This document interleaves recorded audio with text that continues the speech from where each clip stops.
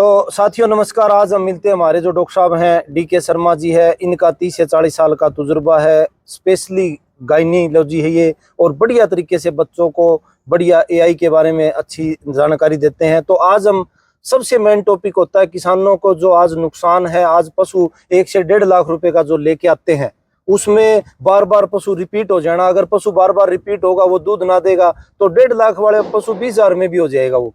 तो साथियों इस चीज का हमें विशेष ध्यान देना चाहिए। और मैं ये चीज कहना चाहूंगा, आप किसी से भी अगर एआई कराते हो, सबसे मेन चीज एआई होती है आर्टिफिशियल इंसेमिनेशन, कृत्रिम गर्भाधान। ये चीज हमें ऐसे बंदे से करवानी चाहिए जिसने मान्यता प्राप्त किसी संस्थान से उसने ये ट्रेनिंग ली हो। आज के दिन 90% जोड़ा छाप घूम रहे हैं जो पशुओं को बार बार रिपीट खराब करने का काम कर रहे हैं। तो डॉक्टर साहब थोड़ा सा अपना परिचय दे पहले। हाँ, सुन लीजिए, मैं doctor DK Sharma, principal innovation AI training institute में मैं पशुपालन विभाग से डिप्टी डायरेक्टर के पद से रिटायर हुआ हूँ। और वहाँ पे मैंने 35 साल लगभग सर्विस करके, बहुत बड़ा तजुर्बा जी फिर तो आपका। और उसके बाद भी मैंने वीएलडीए को 4 साल रिटायरमेंट के बाद भी पढ़ाया है। और लगभग 5 साल से मैं इसी संस्था में अब एक प्रिंसिपल के तौर पे काम कर रहे हैं। किसान भाइयों, आजकल गर्मियों में आपने ये प्रजनन संबंधी एक समस्या से जूझ रहे होंगे, और उस समस्या का नाम है रिपीट ब्रीडिंग।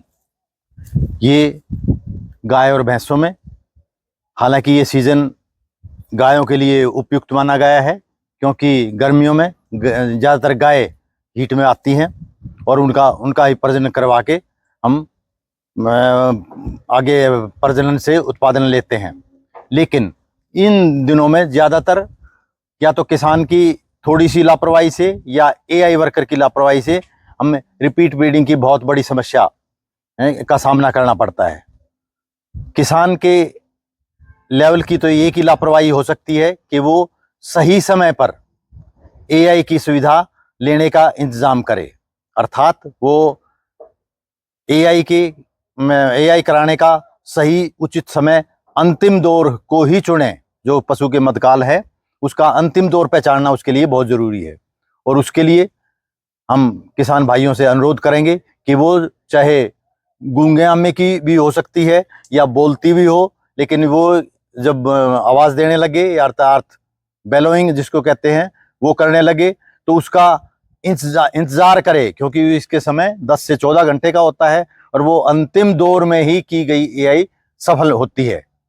और उस दौर को पहचानने के लिए किसान भाइयों से अनुरोध है कि वो अगर वो हर एक पशु में तार की अवस्था अर्थात जो म्यूकस डिस्चार्ज आता है वल्वर लिप से, उसकी गुणवत्ता की पहचान करे।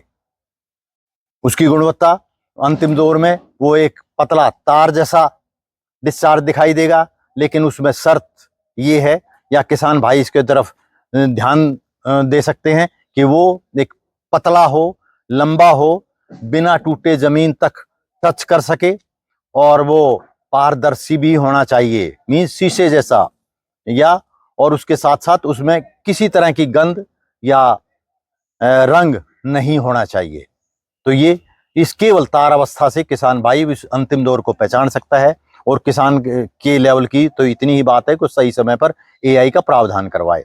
अब हम आते हैं कि जो किस एआई वर्कर है या कोई भी तकनीकी व्यक्ति है, उसके द्वारा कहाँ पे गलती होने की संभावनाएं है।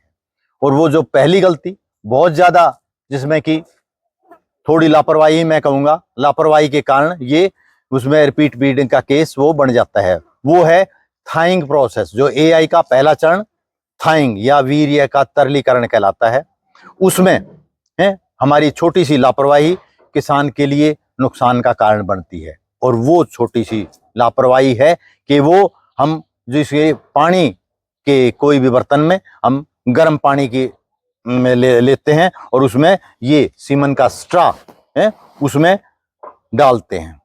तो इस सीमन स्ट्रा के लिए तापमान बहुत इंपॉर्टेंट है, जो हम इग्नोर करते हैं या किसी जल्दबाजी में या लापरवाही या अनजाने में ही केवल अपनी उंगलियों का सहारा लेकर हम इसको ये तापमान का अंदाजा लगाते हैं, वो जो केवल हम वो बहुत बड़ी भूल है। तो सलाह है एआई वर्कर को, सभी को या किसी भी तकनीकी व्यक्ति को, कि इस तापमान आंकने के लिए आजकल ये डिजिटल थर्मामीटर का ही प्रयोग करें, कि इसके डिजिटल थर्मामीटर जिसके कि आप अंकित वो टेम्परेचर अंकित आता है। तो इसमें ये बता दूं कि ये आजकल लेटेस्ट जो दुनिया भर के वैज्ञानिकों ने जो माना है कि ये 33 से 35 डिग्री सेंटीग्रेड ही टेम्परेचर होना चाहिए, और वो गर्मी में है। ये थोड़ा सा भी अगर इससे ज़्यादा होगा और ज़्यादा दूसरे पॉइंट आएगा समय का, वो भी है, लेकिन ये टेम्परेचर 33 से 35 डिग्री सेंटीग्रेड होना चाहिए। अगर फ़ारेनहाइट का है तो वो 90 से 95 डिग्री फ़ारेनहाइट होना चाहिए। तो ये बहुत छोटी विंडो है टेम्परेचर की, इससे आप बाहर जाएंगे तो वो आपको अपना नुकसान करेंगे, वो किसान का जो नुकसान होगा, आपकी रेपुटेशन भी खराब हो सकती है। तो इस टेम्परेचर के ध्यान रखने के लिए बेस्ट इज डिजिटल थर्मामीटर, और लेटेस्ट जो हमारी आजकल केवल एआई के लिए जो एक इंस्ट्रूमेंट छोटा सा बनाया है जो कि तापमान का ही हमें बोध कराता है, उसका नाम है थार्मोमीटर। ये थार्मोमीटर केवल एआई में काम आता है, जो केवल टेम्परेचर का इसमें बताएगा कि इस पे रेंज, क्योंकि इस पे जो ही हम इस पानी में डालेंगे तो ये इसमें टेम्परेचर ग्लो करने लग जाएगा, मीन चमकने लग जाएगा। तो इसको हम इसका प्रयोग भी आसान है कि इसका कोई ऑन ऑफ बटन नहीं होता। पानी में डालोगे तो ऑन हो जाएगा, पानी से बाहर निकाला ऑफ हो जाएगा। तो इसका प्रयोग एआई वर्कर को करना चाहिए, क्योंकि इसमें एग्जैक्ट है और लिखा हुआ डिजिटल भी है, और इसका दूसरा नाम पेपर थर्मामीटर भी है, जिससे कि गलती होने की संभावना बहुत कम रहती है। और दूसरा इसी बिंदु में जो गलती होती है कि तापमान के साथ साथ समय की भी बहुत अहमियत है, कि इसके लिए उपयुक्त वैज्ञानिकों ने समय बताया है कि इसमें पानी में पड़े रहने का समय 30 से 45 सेकंड 30 सेकंड्स में है, अर्थात ये सारी प्रक्रिया 1 मिनट के अंदर अंदर हो जानी चाहिए। तो ये हमने इसको डालने के बाद ध्यान जरूर रखना है कि इसको निकाल के दूसरा चरण चालू कर दें। ठीक है, तो ये पहला चरण में जो गलती होने की संभावना थी वो रिपीटर का मुख्य कारण बनता है, कि हम थोड़ी सी लापरवाही से अगर टेम्परेचर ज्यादा होगा तो वो सारे शुक्राणु डेड हो जाएंगे और उसमें अंदर कुछ नहीं जाएगा मादा में, जो निषेचन के लिए जरूरी है शुक्राणु।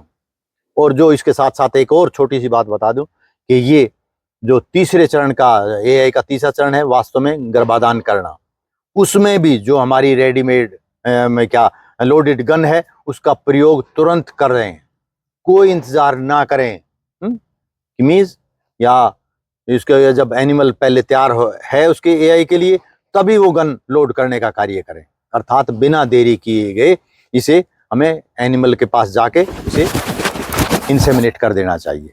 तो केवल ये 2 चीजों का ध्यान रखेंगे तो एआई वर्कर को लिए कोई परेशानी नहीं होगी और वो एक सफल एआई वर्कर की गिनती में आ जाएगा, अर्थात वो रिपीटर केस नहीं आएंगे उससे। इसमें डॉक्टर साहब कई किसानों के क्वेश्चन होते हैं कि एआई का सही टाइम क्या होता है, हमें एआई कब करवानी चाहिए?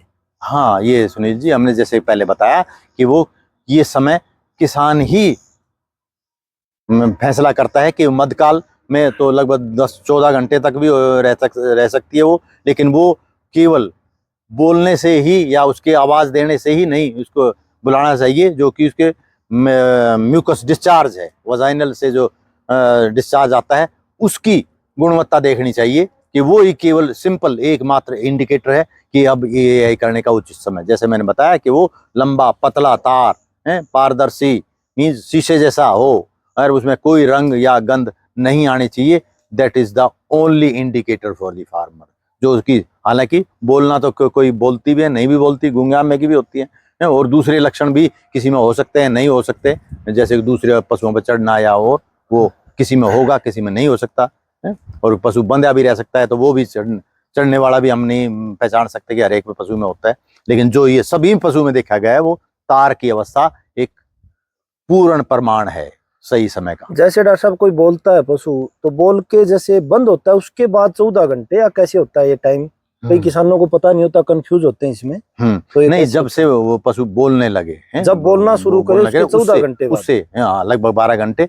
और मोटे तौर पे जो बहुत पहले भी बताया था AM to PM, मतलब वो पशु हीट में AM में आया है तो वो सही समय उसका PM का मींस मतलब सुबह हीट में हो तो शाम को उसकी शाम को आया तो दूसरे दिन सवेरे उसकी एआई करने में के लिए सफलता जरूर मिलेगी। अब कई पशु होते हैं डॉक्टर साहब जो बोलते नहीं, हाँ। गूंगा अम्मा बोलते हैं जिसको, हाँ, गूंगा आप अम्मे के बता रहे हो जैसे गूंगा अम्मा, हाँ। तो उसमें एआई कब का टाइम होता है सर? उसमें उसमें एआई के लिए जैसे मैंने बताया केवल म्यूकस डिस्चार्ज ही उसका एकमात्र उसका पहचानने का तरीका है। लेकिन किसान भाई हमारे दूसरे उनसे देखते हैं कि वो डोके मोड़ना है, वो उसका सही समय नहीं पता पाता है। वो दूसरे लक्षण भी होते हैं कि दूसरे पशुओं पर चढ़ देंगे या चढ़ना बंद कर दिया तब वो करेंगे, नहीं, ये अलग अलग भ्रांति है, ये सही समय नहीं बता सकता। केवल उसका वजाइनल डिस्चार्ज पे ध्यान देना पड़ेगा किसान को, जो उसके पास रहता है किसान या कोई भी अटेंडेंट उसके पास रहता है, वही बता सकता है कि वो पतला तार लंबा है और जिसे इसलिए हमारे किसान भाई बाड़वा कहते हैं, जिसको कि हम वास्तव में बाढ़ से लिया गया है कि पतला वो डिस्चार्ज होगा तो वो सफलता पक्की है। अब डॉक्टर साहब जैसे कई किसान रहते हैं वो उनका एक क्वेश्चन होता है कि जैसे सीधा सांड से अच्छा रहता है या एआई से अच्छा रहता है, ये भी कई क्वेश्चन होते हैं कि रिपीट ज्यादा किस में होने के चांसेस होते हैं, आप क्या मानने उसमें? नहीं, हम बिल्कुल सुनिए जी, अच्छा सवाल पूछा है। आजकल ये दुनिया के 200 से ज्यादा देशों में एआई प्रचलित है और सभी ने मानना है, और ये तभी सभी सरकारों के द्वारा भी ये एआई की और नेचुरल सर्विस की तुलना करके बाद ही ये बताया गया है कि एआई के अनेक फायदे हैं, एआई के बहुत लाभ हैं, बहुत फायदे हैं। इसलिए ऐसा कोई वो नहीं है, केवल ये भ्रांति है कि ये हम जैसे कि किसान कहते भी ये एआई नहीं मानती है या ये झोटे को ही मानती है, ऐसा कोई नहीं है, ये मिथ है, मिथ कहते हैं इंग्लिश में या भ्रांति कहते हैं। ऐसा कोई वो नहीं है कि ये एआई से ही ठहरेगी, अगर वो, अब ये केवल हम अपनी विफलता छुपाने का एक बहाना है, अदरवाइज ऐसी कोई वो नहीं है कि एआई से एनिमल प्रेग्नेंट ना हो।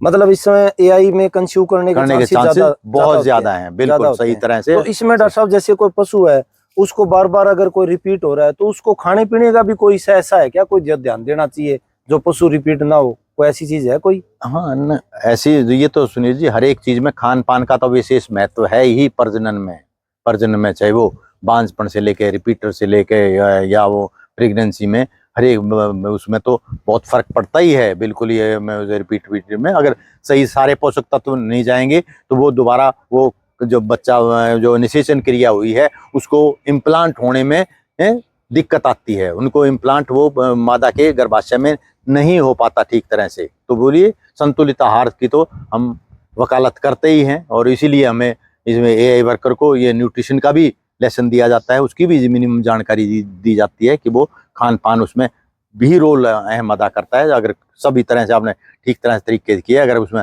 रोल वो इम्बेलेंस है उसका राशन या फीडर ठीक नहीं है उसके फीडिंग, तो वो रिपीट फीडिंग का केस बनेगा, तो उसमें ये दिक्कत होती है। तो डॉक्टर साहब आपने बहुत बढ़िया तरीके से बताया है और बहुत बढ़िया तरीके से समझाया है। कोई भी अगर किसान भाई को इसमें और कोई जानकारी लेनी है तो वो कमेंट में हमारे से जानकारी ले सकता है। नमस्कार, धन्यवाद, सत श्री अकाल।